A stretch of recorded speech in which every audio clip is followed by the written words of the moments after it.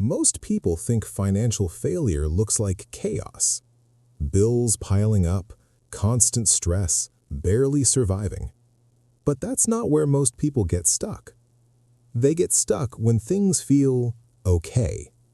Not great, not terrible, just manageable. And that's far more dangerous than being broke. Because when life feels okay, urgency disappears. And when urgency disappears, progress quietly dies. This is the comfort trap. It's the reason so many intelligent, capable people stay financially stagnant for years without realizing why. Let's start with something uncomfortable.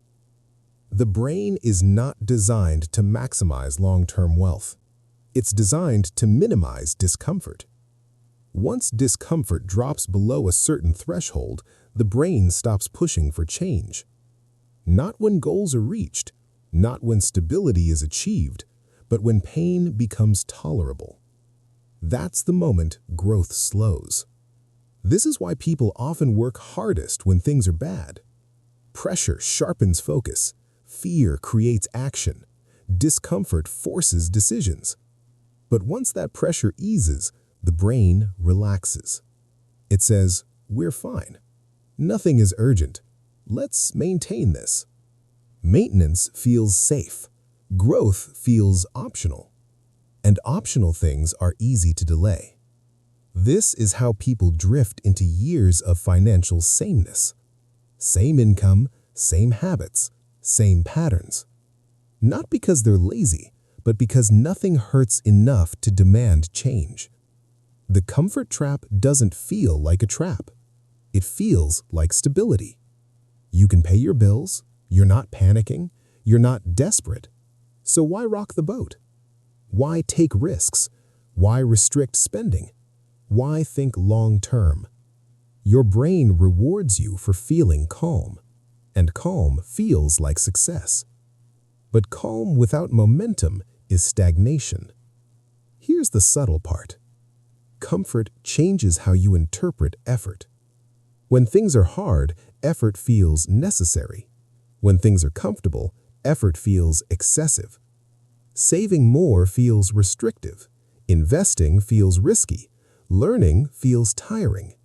You start protecting your current lifestyle instead of building a better one. And protection becomes the priority. This is where people start saying things like, "I deserve this. I work hard. I don't want to stress about money all the time." None of these are wrong, but they quietly lower the bar for progress.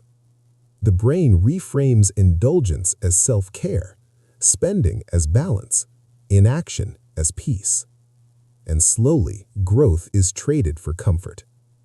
Another reason the comfort trap is powerful is because it distorts time. When things feel okay, time feels abundant. You tell yourself, "I'll start next year. I'll focus on that later." There's no rush. But financially, time is the one thing you never get back. Comfort delays action. Delay kills compounding, and compounding is where real progress lives. This is why people wake up one day shocked at how long they've been stuck. Years passed quietly. Nothing went wrong. Nothing improved. The comfort trap is invisible while you're inside it. Another layer is emotional attachment. Once your lifestyle becomes comfortable, it becomes part of your identity. Your routines, your habits, your spending patterns. Changing them feels like loss, even if the change would benefit you long-term. So instead of asking, "What could my life become?" you start asking, "How do I keep this?"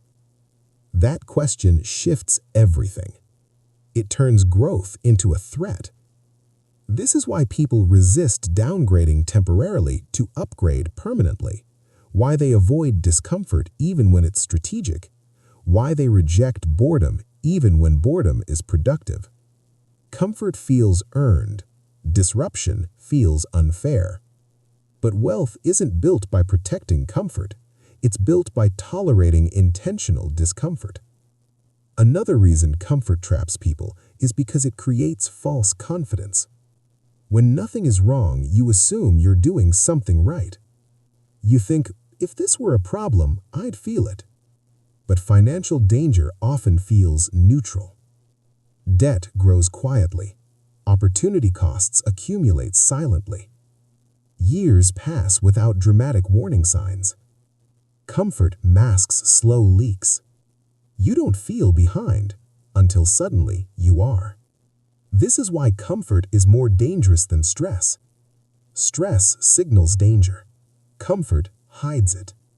The comfort trap also explains why advice doesn't stick. People watch financial content, they agree with it, they feel inspired. But inspiration requires friction to turn into action, and comfort removes friction. You close the video, you go back to life, nothing pushes you to change. So the insight fades. Not because it wasn't good, but because nothing demanded action. This is why people can consume financial knowledge for years without progress. Knowledge without discomfort rarely converts into behavior. Another piece people miss is that comfort lowers standards slowly. Not all at once. You save a little less, you justify one expense, you skip one habit. Each decision feels reasonable, but over time the baseline shifts. What once felt indulgent feels normal. What once felt disciplined feels extreme. And regaining momentum later feels harder than starting fresh. This is why people often say, "I don't know when things changed." They didn't change suddenly, they softened. The comfort trap also feeds comparison in a sneaky way. When you're comfortable, you stop comparing downward. You start comparing sideways. You look at people doing slightly better, with nicer things, more freedom, more flexibility. That comparison creates quiet dissatisfaction, but not enough to act, just enough to feel restless. So people cope. They upgrade small things, they spend to signal progress, they chase surface-level wins. This creates the illusion of movement, but the underlying structure doesn't change. Comfort plus comparison is a dangerous mix. It creates desire without urgency, want without discipline. That tension often leads to lifestyle inflation instead of wealth building. Another reason people stay stuck is because comfort reduces emotional tolerance. When you're used to stress, discomfort feels normal. When you're used to comfort, discomfort feels alarming. Small sacrifices feel bigger, minor setbacks feel heavier. This makes people less resilient over time. They avoid challenges not because they can't handle them, but because they've optimized for feeling okay. Breaking out of the comfort trap doesn't require suffering, it requires awareness. You have to notice when comfort is guiding decisions more than goals. When the question becomes, will this make me uncomfortable, instead of, will this move me forward? The people who escape this trap redefine success. Success isn't feeling relaxed, it's building momentum. Success isn't enjoying every moment, it's trusting direction. They stop asking, how do I feel about this? And start asking, where does this lead if repeated? That question cuts through comfort. Another powerful shift is learning to separate peace from progress. Peace comes from acceptance. Progress comes from tension. You need both, but not at the same time. Trying to feel peaceful while growing creates conflict. Trying to grow while demanding comfort creates stagnation. The people who move forward accept temporary discomfort without turning it into suffering. They expect effort to feel effortful. They expect boredom. They expect repetition. They don't wait for motivation. They rely on structure. This is why systems beat feelings. A system doesn't care if you're comfortable. It keeps going. And consistency slowly raises your baseline. Over time, what once felt uncomfortable becomes normal. And that's how growth sticks. The comfort trap breaks when you intentionally reintroduce mild discomfort. Not chaos, not panic, but challenge. Saving slightly more than feels easy. Spending slightly less than feels normal. Waiting slightly longer than feels comfortable. These small frictions wake the system up. They create momentum without overwhelming the brain. And momentum creates confidence. Not emotional confidence, behavioral confidence. The kind that comes from keeping promises to yourself. If you're listening to this and realizing you've been fine for a long time, that's not a failure. It's a signal. It means your next level won't be unlocked by urgency. It will be unlocked by intention, by choosing growth even when nothing hurts. That's harder than escaping crisis, but far more powerful. Because once you can move forward without pain pushing you, you're no longer reactive. You're in control. In the next video, I'll explain how to design a financial system that keeps you moving forward even when life feels calm and stable. A system that doesn't rely on fear, pressure, or motivation. Because the real challenge isn't surviving chaos, it's growing in peace. And mastering that is what separates people who stay okay forever from people who quietly build something extraordinary. There's one more reason the comfort trap is so difficult to escape, and it's rarely talked about. Comfort rewards passivity. When life feels manageable, the brain assumes the current strategy is correct. It stops questioning. It stops experimenting. It stops refining. This is how people stay in good enough mode for decades. They aren't making bad decisions, they're repeating safe ones. And safe decisions rarely compound. Another subtle effect of comfort is that it shifts how people interpret risk. When you're struggling, risk feels necessary. When you're comfortable, risk feels reckless. Even calculated, intelligent risk starts feeling emotionally unacceptable. So people avoid opportunities not because they're bad, but because they threaten equilibrium. This is how people miss long-term gains while protecting short-term calm. Comfort also creates a strange emotional blind spot. Because nothing feels urgent, people assume nothing is wrong. But financially, the absence of pain doesn't mean the presence of progress. Stagnation often feels neutral, and neutrality is easy to ignore. Years later, people look back and realize they didn't move forward, they just maintained. Maintenance is not failure, but it's not growth either. Another consequence of comfort is that it weakens future urgency. The longer you stay comfortable, the harder it becomes to disrupt it. Habits harden, expectations set, lifestyle locks in. What once felt like a small sacrifice later feels impossible. This is why early discomfort is cheaper than late discomfort. It's easier to challenge your lifestyle when it's flexible than when it's entrenched. Comfort also changes how people talk to themselves. The inner dialogue softens. I'm doing okay. I don't need to push. There's time.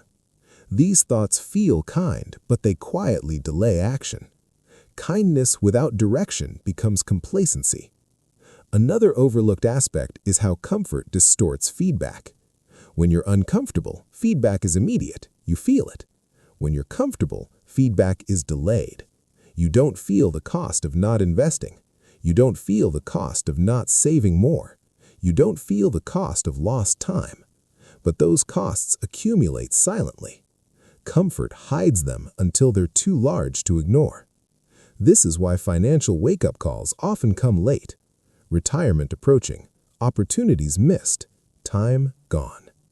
People didn't do anything wrong, they just stayed comfortable too long. The people who escape this pattern develop a different relationship with comfort. They don't demonize it, they don't chase discomfort. They treat comfort as a signal to review. When things feel easy, they ask, is this ease the result of progress or avoidance? Am I resting or stalling? That question alone keeps them moving. They also separate enjoyment from expansion. They allow themselves to enjoy what they have, but they don't let enjoyment justify stagnation. They enjoy comfort intentionally, not unconsciously. This is the difference between rest and retreat. Rest supports growth. Retreat replaces it. Another powerful shift is redefining what hard means. Hard doesn't always mean stressful. Sometimes hard means boring, repetitive, unglamorous. Comfort makes boring feel pointless, but boring is where systems are built. Wealth grows in routines that don't change much. Saving regularly, investing steadily, avoiding unnecessary decisions. Comfort tries to make those routines feel unnecessary. That's when people abandon them. The people who build wealth learn to respect boredom. They see it as stability, not stagnation. They understand that excitement is not a requirement for progress. Another thing comfort does is disconnect effort from reward. When things feel okay regardless of effort, motivation fades.